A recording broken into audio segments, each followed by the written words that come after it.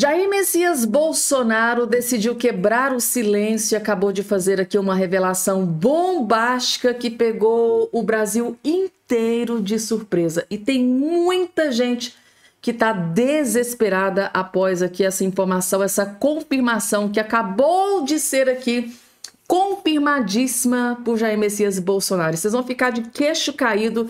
Essa é uma verdadeira bomba atômica que acabou de explodir em Brasília, tá? E é notícia boa para a direita, para Jair Messias Bolsonaro. E vocês vão entender a partir dessa informação que foi divulgada, confirmada pelo próprio Jair Messias Bolsonaro. Vai valer a pena cada segundo que você dedicar aqui a esse vídeo, porque realmente é extremamente importante essa informação que foi divulgada, confirmada e anunciada por Jair Messias Bolsonaro. E claro que eu vou trazer com o maior carinho aqui para todos vocês. Sem spoiler, além dessas, tem outras várias informações que eu vou trazer aqui de forma bem atualizadíssima aqui para todos vocês. Só, por favor, não esqueçam de se inscrever no canal, porque eu tô vendo aqui, ó, tem muita gente aí que tá me assistindo, tá? Mas até hoje não tá inscrito aqui nesse canal, não. Então, não perde tempo. Se inscreve aqui embaixo no canal, ativa o sininho das notificações e compartilhe o vídeo o máximo possível que vocês puderem. Lembrando, gente, não paga nada para estar inscrito aqui, tá? É totalmente gratuito e automático. Tá aqui a palavrinha aqui embaixo, inscreva-se, inscrever-se. Clica em cima, clicou automaticamente, gratuitamente, você já vai estar inscrito aqui no nosso canal. E vamos que vamos, de informação sem enrolação, do jeitinho que vocês gostam. Vejam só, pessoal, primeira notícia na tela que eu vou trazer é o jornalista William Vac, da CNN, dentro da CNN, que é uma mídia bem esquerda. O William Vac simplesmente detonando, destroçando esse governo Lula, gente, tá? Assistam. Vocês vão ficar impressionados. Desesperado para encontrar alguma saída política honrosa para ter de cortar gastos, o governo Lula 3 escolheu as aposentadorias militares como um dos alvos. Um alvo até bastante fácil, pois os números apresentados pelo Tribunal de Contas da União, esses números colocam as aposentadorias pagas aos militares como vice-campeão dos sistemas previdenciários em matéria de déficit. E os números seriam eloquentes. O valor médio das aposentadorias dos militares, esse valor é quase o dobro das pensões de servidores civis, 7 vezes maior que a dos segurados pelo regime geral. Acontece que os números nunca falam sozinhos. A carreira militar é considerada, uma das mais mal pagas do país. E quem chega ao topo dela, chega lá para general, digamos, leva mais de 30 anos para chegar no topo e aí já não tem mais tempo de formar uma poupança que garanta uma aposentadoria confortável. Militares não fazem greves, não fazem piquetes para arrancar reajustes e aumentos dos políticos. Daí considerarem a proteção social a eles, os militares consideram a proteção dada a eles mesmos, como sendo muito inferior à das carreiras civis. É o tipo de questão, como vocês já notaram, altamente complexa, que demandaria uma abordagem estrutural, coisa na qual falharam sucessivos governos brasileiros, inclusive o de Bolsonaro, que gostava de dizer que o exército era dele. Lula 3 precisa engordar o corte de gastos, falando também em atacar o andar de cima, dizendo que também empresas vivem de benesses às custas dos pobres, como se o próprio governo do PT não fosse prolífico em renúncias fiscais e por aí vai. O problema das aposentadorias dos militares remete a 2 aspectos abrangentes que não estão sendo abordados. O primeiro é a janela demográfica. Ela está tornando a questão previdenciária brasileira em geral simplesmente intratável. O segundo é a opção política pelo imediatismo, pela percebida vantagem eleitoreira. No fundo, o que a gente está fazendo é empurrar com a barriga uma conta que só está ficando mais cara. Conta que só tá ficando mais cara, mas lembrando que essa conta, gente, tá? Essas dívidas que o Lula tá fazendo, não é ele que vai ter que pagar, né? Lamentavelmente, é o povo brasileiro que vai ter que arcar com todas essas dívidas, esse rombo nas contas públicas que vai ser deixado pelo Lula quando ele deixar a presidência da República em 2026. Lamentavelmente, né, somos nós que vamos ter que pagar pelo fracasso desse atual desgoverno Lula. Próxima notícia na tela que anda deixando o governo Lula e algumas autoridades aqui no Brasil bastante desconfortáveis, até diria desesperados. O próprio Globo, gente, tá? O governo Lula recebe com preocupação escolha de Marco Rubio como secretário de Estado por Donald Trump. Exatamente, este senhor aqui vai ser o terror do Lula e do Alexandre de Moraes a partir de janeiro de 2025, porque ele foi a escolha do Donald Trump ali nos Estados Unidos. A escolha do senador Marco Rubio da Flórida para ocupar o cargo de secretário de Estado do segundo mandato do presidente eleito dos Estados Unidos, Donald Trump, foi recebida com desânimo e preocupação por integrantes do governo brasileiro. Em uma avaliação reservada, a expectativa é que Rubio poderá apresentar problemas para o Brasil, tanto do ponto de vista multilateral como nas relações bilaterais. As relações com o Brasil devem ser difíceis, avaliam diplomatas. Nas palavras de um importante integrante do governo Lula, haja perspicácia, tá? Em uma convivência entre o chanceler Mauro Vieira e o futuro chefe da diplomacia americana. Os contatos de Vieira com Washington, frequentes com o atual secretário de Estado Antony Blinken, devem diminuir.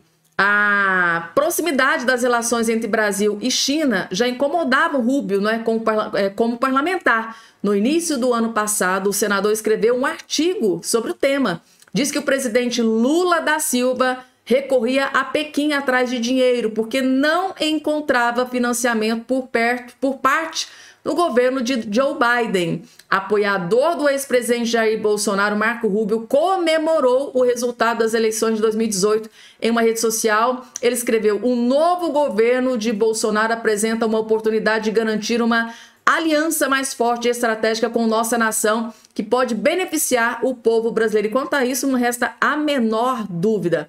Também criticou publicamente Alexandre de Moraes quando o ministro do Supremo Tribunal Federal suspendeu o funcionamento da rede social X de Elon Musk. Outro futuro integrante da equipe de Donald Trump, que assumirá em janeiro de 2025, tá? Ele estendeu as críticas a Lula ao publicar que o banimento do X no Brasil sob a administração de Lula levanta seríssimas preocupações sobre a liberdade de expressão e o alcance judiciário. Rubio é tido como linha dura por auxiliares de Lula e na área diplomática do governo brasileiro. Pode adotar políticas agressivas no combate à imigração e ao lidar com o que chama de inimigos dos Estados Unidos, como China, Irã, Cuba e Venezuela. Com isso, emite sinais de que irá, tá, de encontro a princípios defendidos pelo Brasil, como a não aplicação de sanções econômicas. Há ainda a expectativa de Rubio buscar um protagonismo maior dos Estados Unidos nos conflitos internacionais. Ele poderá, por exemplo, tentar diminuir a importância da atuação de Brasil e China na busca pela paz entre Rússia e Ucrânia. A posição esperada de Rubio é de tomar posições mais favoráveis à Rússia na guerra, que começou em 2022.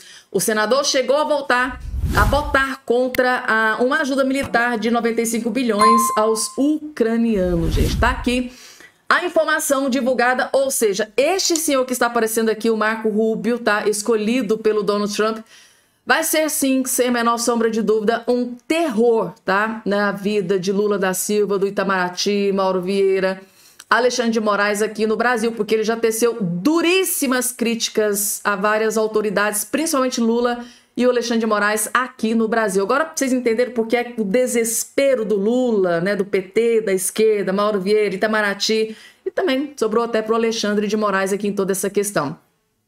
Agora, mais informação aqui para vocês. Vou trazer aqui, gente, uma mini treta que aconteceu dentro da Globo News por causa daquela questão do fim da escala 6x1. Treta, tá? Entre a jornalista, tá? E o jornalista Gerson Camarote. Ele é contra, tá?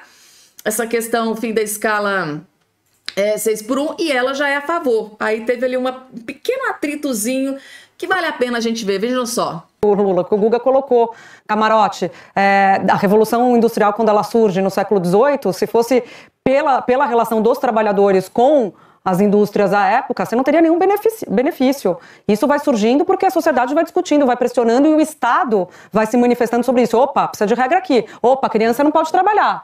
Opa, mulher grávida tem que ter licença maternidade. Porque se ficar no ringue, aí fica no ringue, né? Aí é a lei do mais forte, e não é sobre isso. A gente vive em civilização. Não é à toa que os países mais civilizados têm a carga menor.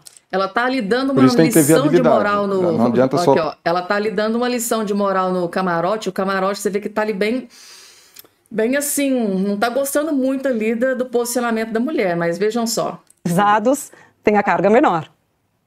Por isso tem que ter viabilidade. Não adianta só a proposta, você tem que apresentar, de fato, uma solução para isso. Mas então, solução não entendi. O que seria uma solução? Uma solução viável economicamente, né, Júlia?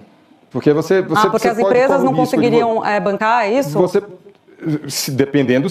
Gente, a cara do Camarote, ela confrontou, tipo assim, as empresas... Porque faz um pouco de sentido, né? Desde a época da Revolução Francesa, se a classe, né, dos trabalhadores não reivindicasse, né, algumas coisas, nada aconteceria, continuaria sempre a mesma coisa, ou seja, o trabalhador sem direitos. Então tem que ter essa reivindicação realmente de fato. Claro que tem que ver essa questão da economia, né? Tem que ficar bom para os dois lados, não é que tem que ficar bom só para o empregado e acabar com o empregador, porque se a gente for dessa premissa, ver a partir dessa premissa, daqui um dia não tem mais empregador. Se não tem empregador, não tem empregado. Então tem que ficar bom para os dois lados. Mas o posicionamento dela aqui, gente, eu entendo muito bem. Se a classe trabalhadora não reivindicar direitos, esses direitos nunca vão surgir. Realmente, de fato, aqui eu concordo com a fala aqui da jornalista, e o Camarote ficou bastante, assim, furioso. Não gostou muito ali dela ter peitado o posicionamento dele, não. Agora aqui, gente, bem rapidinho, vou passar bem rapidamente por essa informação aqui, só para vocês verem que, endossando aquela informação que eu acabei de trazer para vocês, ó, o Bolsonaro parabeniza o Marco Rubio por sua nomeação à secretário de Estado ali do Donald Trump, né? O Donald Trump realmente comunicou ali, né, o seu indicado realmente, antes que era só uma celeuma, era um burburinho, agora de fato realmente foi confirmado. Marco Rubio, então, vai ser o secretário de Estado, que vai ter acesso direto ali, né, com Mauro Vieira, Lula da Silva, Geraldo Alckmin, essas pessoas que fazem mais contatos aí internacionais. Então, assim, realmente vai ser uma grande pedra no sapato, não do Lula, só do Lula, né, do Mauro Vieira, mas também para Alexandre de Moraes, como eu acabei de trazer informação para todos vocês. Então, bem, eu só tô aqui a título de informação, gente, tá? Bolsonaro tá aqui parabenizando o Marco Rubio por essa nomeação do Donald Trump, que vai ser muito, muito benéfica para o povo brasileiro. E antes de trazer aqui, gente, tá? É uma informação trazida pelo próprio Bolsonaro, uma revelação que pegou muita gente de surpresa. Vocês vão gostar dessa notícia que o Bolsonaro vai trazer daqui a pouquinho para vocês, que eu vou colocar aqui na tela. Primeiro, a título de informação também, muita gente pergunta, Fabiana, e o Lula falou sobre o ataque de ontem lá em frente ao STF, se posicionou, falou alguma coisa?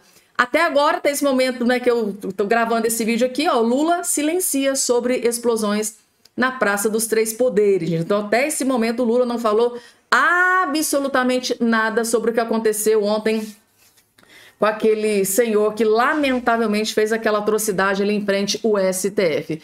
E agora, gente, está aqui.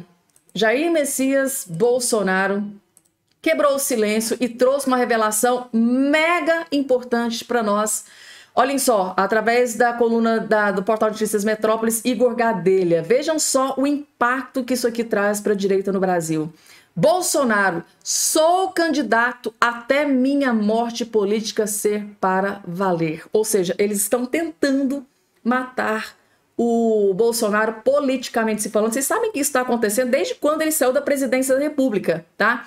Então eles estão tentando acabar, destruir, derrubar o Bolsonaro politicamente, mas segundo ele não vai desistir. Isso aqui, ele está mandando um recado reto e direto a toda a nação brasileira, tá? Ele será candidato até eles conseguirem derrubar de fato, ter ali a sua morte política para valer. Isso é muito importante. O ex-presidente Jair Bolsonaro afirmou em entrevista exclusiva à coluna que, apesar de estar inelegível até 2030, seguirá como candidato à presidência da República até sua morte política seja anunciada para valer, porque sempre há um pingo de esperança até os 49 minutos de segundo tempo. E é muito importante que ele não desista. Bolsonaro disse ter certeza de que não errou, tá? Nos 2 episódios que levaram à sua inelegibilidade. A reunião com embaixadores, na qual criticou as urnas eletrônicas, e a participação de manifestação no 7 de setembro de 2022. Tá aqui, ó. A resposta é a mesma, tá? Essa partícula, né, de se caso, talvez, não existe. Eu sou candidato até que a minha morte política seja anunciada para valer. Eles não têm argumento para me tirar da política, a não ser, né, o poder, a força de arbitrariedades contra a minha pessoa. Repito, qual a acusação contra mim? O que eu fiz de errado para não disputar uma eleição? E se eu sou tão mal assim, deixa eu disputar para perder. É muito simples. Ou estão com medo da minha candidatura, disse o ex-presidente em entrevista concedida na terça-feira. Ou seja, Bolsonaro está firme, forte, está acreditando, e é isso que a gente espera num líder de direita, porque ele vem repetindo sucessivas vezes: o candidato à presidência da República da direita em 2026 sou eu, Jair Messias Bolsonaro, e não está sendo estudado nesse momento um segundo ou um terceiro nome. Fala-se em alguns nomes, mas aquilo não está sendo trabalhado. O que está sendo trabalhado é Jair Messias Bolsonaro e alguns caminhos ali dentro do Congresso Nacional, dentro do Judiciário, para que ele torne aí se torne a ficar elegível novamente para 2026. Isso, gente, é o mais importante. É essa questão da positividade. Ele está sempre positivo, otimista. É isso que é importante. Desistir não é uma opção, gente, tá? E Jair Messias Bolsonaro, segundo ele, será presidente da República em 2026. Tá? A informação, fiz questão de trazer aqui para vocês perceberem, para vocês verem que ele realmente está muito, muito confiante e positivo para 2026. Eu vou ficando por aqui, gente. Até o nosso próximo encontro.